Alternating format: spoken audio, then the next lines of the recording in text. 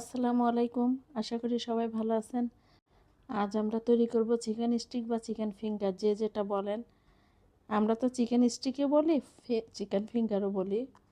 প্রথমে আমি মুরগিটা ভালো মতো ধুয়ে রেখেছি।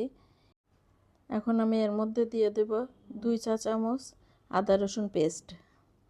এরপরে দিব গোলমরিচের গুঁড়া, সয়া সস। সয়া সসটা আমি খুব বেশি দিই নেই, আমার বোতলে যতটুকু ছিল পুরাটাই দিয়ে দিয়েছি। আর হাফ চা চামচ দিয়েছি গোলমরিচের গুঁড়া। আমি মরিচের গুঁড়াটাও দিয়েছি হাফ চা চামচ। অনেক বেশি ঝাল দেওয়া যাবে না, ঝালটা আমরা একটু কমই খাচ্ছি বাসায়, যেহেতু ঝাল খেলে অনেক গ্যাস্ট্রিকের সমস্যা হয়। এখন একটু ধনিয়ার গুঁড়া দিয়ে দিব, 1 চামচের মতো আর কি। একটু ধনিয়ার গুঁড়োটা দিলে ভালো লাগে। আর বাকি অন্য কোনো মশলা আমি সেভাবে দিব না, যেহেতু বাচ্চারা খেতে চায়, ওই জন্য হঠাৎ করেই বানিয়ে দেওয়া। স্বাদ অনুযায়ী লবণটা দিয়ে দিলাম। যেহেতু সয়া সস আছে, ওই জন্য লবণ খুব বেশি লাগে না। এটা এখন ভালো মতো মাখিয়ে আমি 10 মিনিট রেখে দিব। বিকেলে ভেজে দিয়েছি তো, ওই জন্য 10-15 মিনিট রেখে দিলে লবণটা ভালো ঢুকে, মশলাটা ভিতরে ভালো ঢুকলে খেতেও মজা হয়।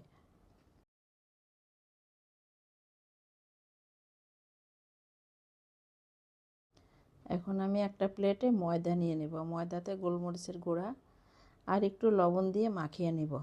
মাখিয়ে নিয়ে এগুলোর মধ্যে আমি মাংসগুলো একটা একটা করে মেখে আর একটা বাটিতে পানি রেখে পানির মধ্যে ডুবিয়ে আবার আর একবার মাখাইতে হবে। 2 বার মাখাইলে জিনিসটা ভালো হয়।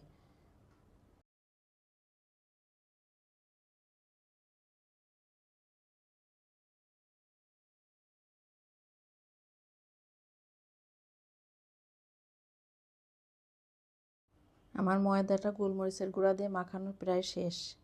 এখন আমি মুরগিগুলো একটা একটা করে মাখিয়ে নিব। মাখিয়ে নিয়ে একসাথে সবগুলো মাখিয়ে নিব। মাখিয়ে নিয়ে তারপরে ভাজবো। ভাজার সময় আপনাদের দেখাবো। ভাজতে একটু সময় নিয়ে ভাজতে হয়। প্রথমে হালকা একটু ভেজে তুলে নিতে হয়, তারপরে সেকেন্ড টাইম ভাজলে জিনিসটা অনেক মচমচা হয়। ওই জন্য 2 বার ভাজলে ভালো হয় চিকেনটা। আমার ভিডিওগুলো আপনাদের কাছে কেমন লাগে? যদি ভালো লাগে অবশ্যই সাথে থাকবেন আর কমেন্ট করে আমাকে জানাবেন আমার ভিডিওগুলো কেমন হয়। আমার মাংসটা মাখানো প্রায় শেষ। এখন আমি একটা চুলায় প্যান বসিয়ে দিয়েছি, দিয়ে তেল দিয়ে দিব। তেলটা একটু পরিমাণ বেশি দেব, খুব বেশিও না, মাঝারি আর কি। দিয়ে তেলটা গরম হলে তারপর একটা একটা করে ছেড়ে দিব।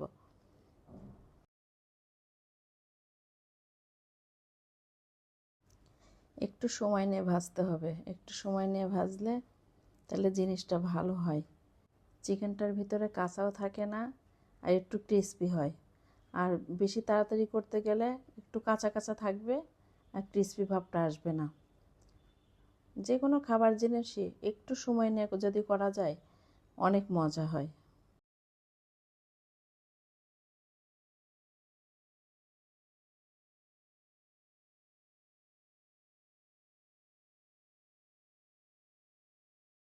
আমার প্রথম ভাজাটা শেষ।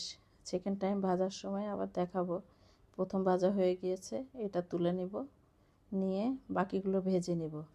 এরপরে সেকেন্ড টাইম আপনাদের দেখাবো ভাজাটা। এখন আমার সেকেন্ড টাইম ভাজা চলতেছে। এই ভাজাটা একটু লাল লাল করে নামিয়ে নিব। নামিয়ে নিলে আমার চিকেনটা শেষ।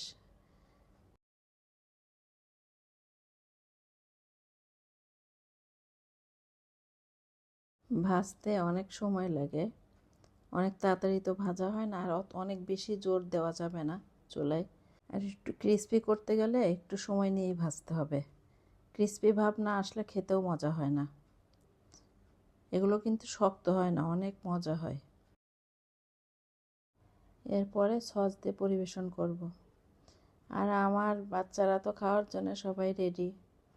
আমার 2 মেয়ে, আমার 1 ছেলে, আমার নাতি ছেলে সব কটা বসে গেছে খাওয়ার জন্য।